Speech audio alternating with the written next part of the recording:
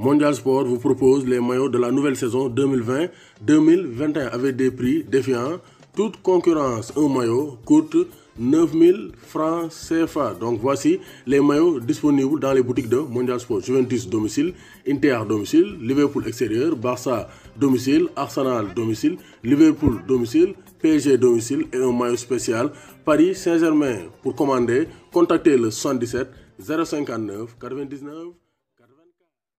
Offre spéciale Mondial Sport, maillot plus flocage à 10 000 francs.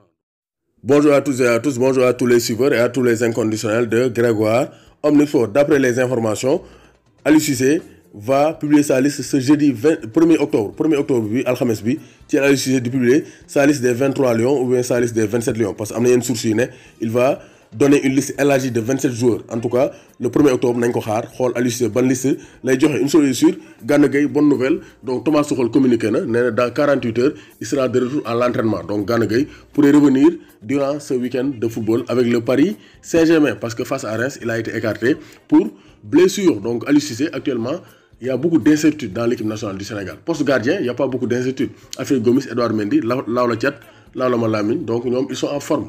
Donc Abdoulaye Diallo, peut-être Mouna Nior, ou Bingourou Kamara, Baye Assane Cissé. En tout cas, Mouid, Ben troisième gardien, Toftalko, Ti Edouard Mendy, avec Alfred Gomis. Axe central, Koulibaly Moungifi. Mais Kouyaté, actuellement, il est exceptionnel dans l'axe central avec sa place. Ousseynou Ba Moungifog, il exil, d'abord il exil, parce qu'actuellement, il est au top de sa forme. Pas Bissoué Bougna Nior, Nabissar Moungifi. Donc, axe central aussi, c'est très chargé. Avec Salif Sané aussi, il revient à la compétition. Donc, Aliou Cissé, il choisir, il va mais aussi, Ousseynou Ba, donc il le faut parce qu'il est exceptionnel. C'est la révélation sénégalaise en 2020. Latéraux, mon chantier là. Quand on voit Aliou Cissé latéral, il est haut. Parce que latéraux, ils sont en méforme, ni ils sont en essence de transfert. Donc c'est compliqué. Seul Sabali est une certitude. Au niveau du militaire aussi, c'est compliqué. Le militaire, c'est compliqué. Pas Badouja a le temps de jouer au Bari, même s'il a signé à Karam Group avec Al Sandaw. Donc ils vont former une paire sénégalaise au niveau du militaire de Fatih Karam Group en première division turque. Donc Kouyaté, actuellement, il joue en défense centrale. Donc il va libérer une place. Mouloum Ndiaye, il n'a pas de temps de jeu. Sidi Sarr a le temps de jeu. Donc Hassan Diossé, il commence à revenir à la compétition avec Ankara Goussou. Donc quel militaire pour Aliou Cissé? Il y a beaucoup d'incertitudes. Gana Gueye, il est incontournable. Krépin Diatta, il sera donc convoqué. Maintenant, quel militaire? Est-ce que Aliou Cissé va rappeler les mêmes joueurs? Ou bien est-ce que Aliou Cissé va oser appeler donc des binationaux ou bien des joueurs nouveaux comme Eliman Franck Kanouté, on a une chance, Boubacar Soumaré, Sofiane Diop, donc nous Pape Gueye, nous avons une chance pour la première sélection en équipe nationale du Sénégal. Eli Sarr, il va revenir parce que le championnat, il est en forme. Ismaël Sarr, c'est un cadre de la tannée, il a repris la compétition. Diabal Demon, parce que Diabal Demon, depuis mars il est atteint de Covid-19, donc sûrement il sera écarté. Parce qu'actuellement, il faut me reprendre avec la Sampdoria petit à petit.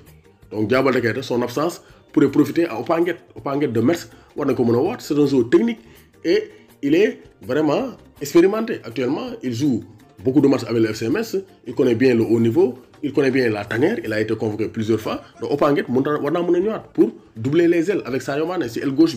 Donc au niveau de l'attaque, Habib Diallo, il n'a pas beaucoup joué, peut-être Aliou Cissé mais il peut appeler les jeunes loups, Youssouf Badji, Ibrahima Niane, pour lancer en équipe nationale du Sénégal, comme ce sont des matchs amicaux. Boulaye aussi, parce que Boulaye, actuellement, il est intenable. Lys Moussé, il revient de blessure, mais Boulaye, Ibrahima Niane, Youssouf Badji, war nañ dolli ci attaque équipe nationale du Sénégal pour lancer leen. Sadio Mané moom day ñëw kooku moom suukar la ku ko bañ doon dégg. Donc sinon, à part ça, donc on peut avoir quelques surprises. Mais Aliou Cissé va publier sa liste ce jeudi 1er octobre, d'après les informations, pour les matchs amicaux face au Maroc et face à la Mauritanie. Aliou Cissé, yow lañuy xaar.